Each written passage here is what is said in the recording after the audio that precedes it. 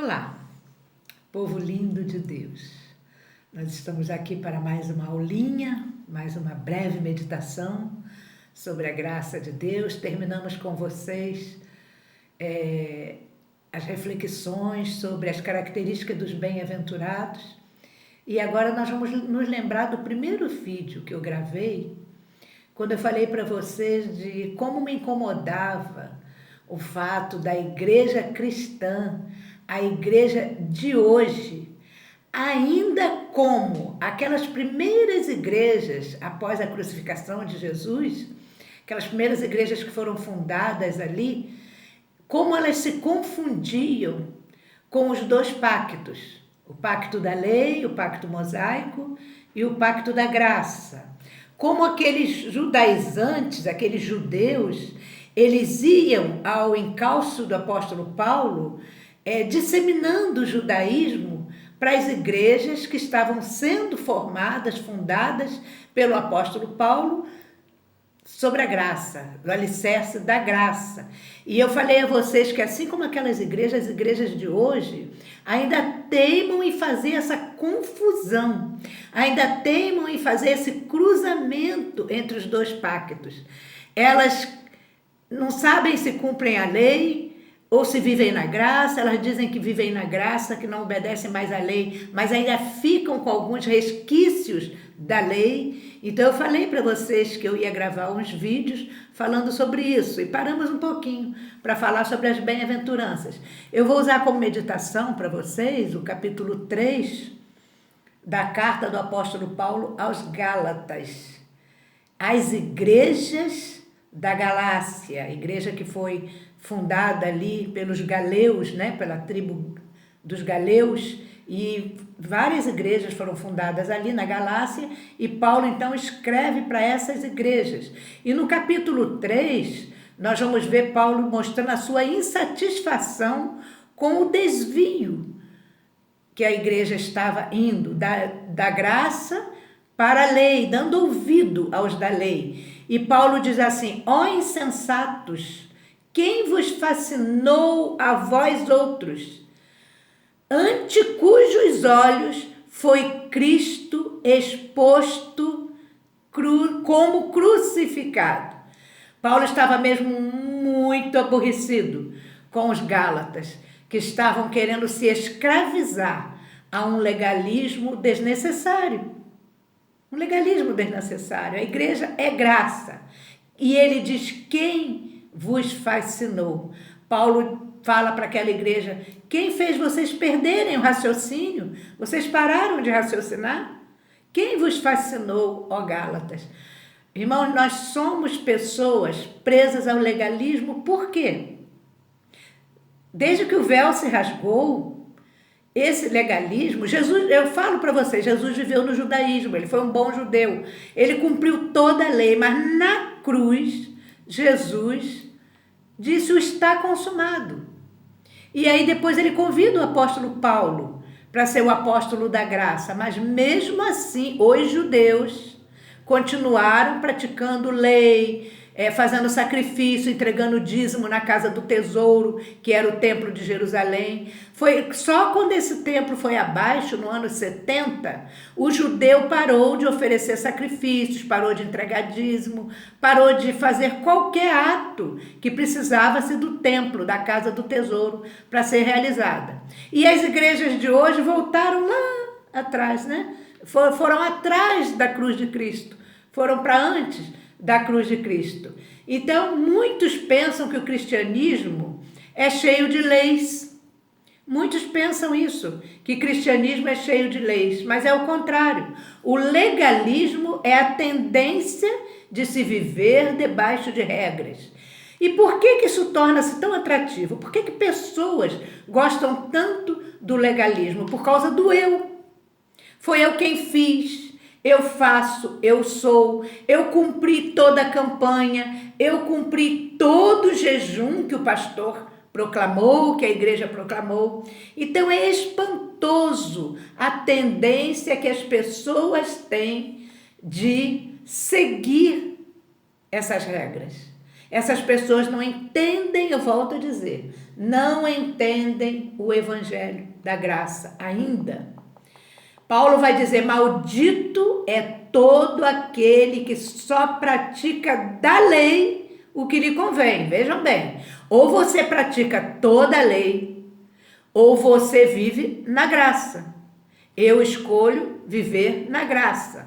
Maldito é todo aquele que só pratica da lei o que lhe convém. Meus irmãos, todos quer dizer quantos? Todos. Se a minha igreja só pratica da lei o que lhe convém, e o que convém para a igreja hoje da lei praticar? Pense bem. O dízimo é da lei. Eu vou estudar com vocês o capítulo 7 de Hebreus. Ah, mas o Novo Testamento não fala nada de dízimo. Fala. Na carta aos Hebreus vai dizer que mudando-se o sacerdócio, mudou também a lei. E a lei que o capítulo 7 está falando, estudem, meus irmãos, é justamente a lei do dízimo. Ah, mas o dízimo é o argumento dos pastores. Ah, mas o dízimo quem deu foi Abraão, que deu o dízimo a Melquisedeque. Antes da lei, nem existia lei, e Abraão já recebeu o dízimo de Melquisedeque, sim, porque ali estava inaugurando o início do sacerdócio levítico. Hoje não tem mais lei de levitas, hoje não existem mais levitas. Para que então o dízimo? Se o argumento é esse, que Abraão viveu antes da lei e ele deu o dízimo antes da lei, então eu vou usar um outro argumento. Abraão praticou a circuncisão pedida por Deus antes da lei. Mas algum de vocês vê os homens na igreja fazendo fila para o pastor circuncidar cada um? Deveriam fazer também. Se fazem fila para entregar seu dízimo e o argumento é que Abraão deu o dízimo antes da lei, Abraão foi circuncidado antes da lei e circuncidou seus filhos antes da lei. Mas quem que quer a lei da circuncisão? Pergunta lá quem quer a lei da circuncisão. Ninguém quer. Então tem que usar o argumento para as duas coisas. Maldito todo aquele que pratica só um ponto da lei e não pratica toda a lei. Ah, irmã, mas a minha igreja é antiga, sempre creu assim. Então, eu sinto dizer para você que desde a antiguidade a sua igreja está debaixo de maldição, porque só pratica um item da lei e não pratica toda a lei. Se eles não estão submetidos ao evangelho da graça, se estão na lei, estão sob maldição. Cristo nos resgatou da maldição da lei, fazendo-se Ele próprio maldição em nosso lugar, porque está escrito, maldito todo aquele que for pendurado no madeiro.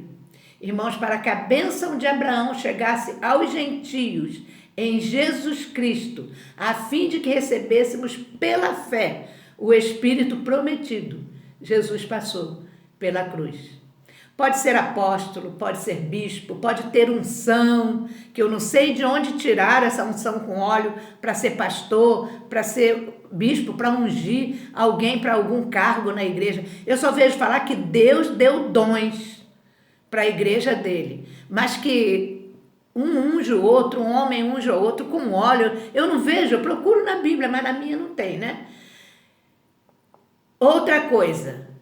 Vou levar seus pedidos para Israel, debaixo de maldição. Vou trazer água do Rio Jordão, está debaixo de maldição. São sombras, são coisas da lei. Estão debaixo de maldição. Paulo chama esses de insensatos, porque estavam tentando voltar ao judaísmo, à maldição da lei. Insensatos, aqueles que perderam a sensibilidade espiritual. Irmão, de onde veio essa ideia de vigília? De onde veio isso? Fazer vigília de oração. De onde veio essas ideias de campanhas? Veja que no versículo 12, a lei não procede de fé, mas aquele que observar os seus preceitos, por este viverá. Se você resolve observar os preceitos da lei, você vai viver pela lei e vai ser julgado pelos preceitos da lei. Vocês querem ver? Olha, em quem nossa família será bendita? Em quem que a Bíblia diz que nossa família seria bendita? Para que a bênção de Abraão chegasse aos gentios em Jesus Cristo, a fim de que recebêssemos pela fé o Espírito prometido. A família é abençoada em Cristo, que é a descendência de Abraão. E hoje, para as famílias serem abençoadas, tem que ter culto da família, vigília pela família, campanhas pelas famílias. Deus prometeu que em Cristo nossas famílias seriam benditas. Então, irmãos, aconteça o que acontecer. É promessa de Deus. Escolhas aqui na terra, escolhas de vida espiritual, de vida material, irmãos, depende de nossas escolhas. Nós vamos pagar o preço aqui pelas escolhas feitas. Mas em assunto espiritual, em promessas de Deus, é Deus quem cuida, não somos nós. Como pode alguém ser resgatado da lei e voltar para lá? E voltar para a lei? É porque gostou do cativeiro. Então, se eu fui resgatado da lei em Cristo Jesus, e eu não creio no está consumado, que eu não creio que Cristo se fez maldição por mim na cruz do Calvário, Cristo foi nosso substituto para que vivêssemos em graça, e eu não creio em nada disso, eu vou viver, vou responder, eu vou ser julgado pela lei que eu vivo.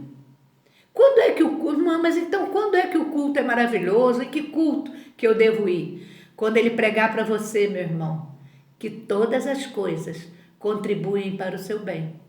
Que mesmo o sofrimento que você passa, a tribulação, a angústia, a espada, o perigo, tudo isso contribui para o seu bem.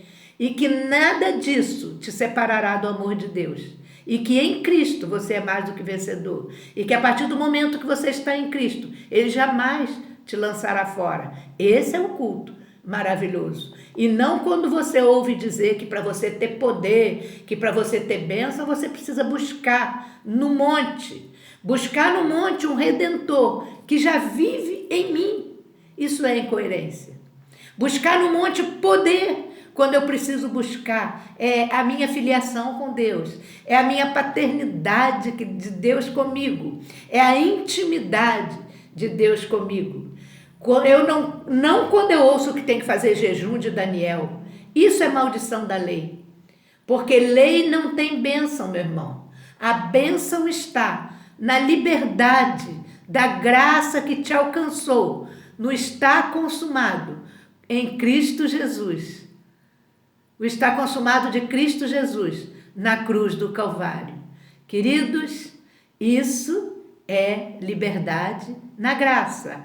Graça sobre graça. Viva na graça, meu irmão. Que Deus te abençoe.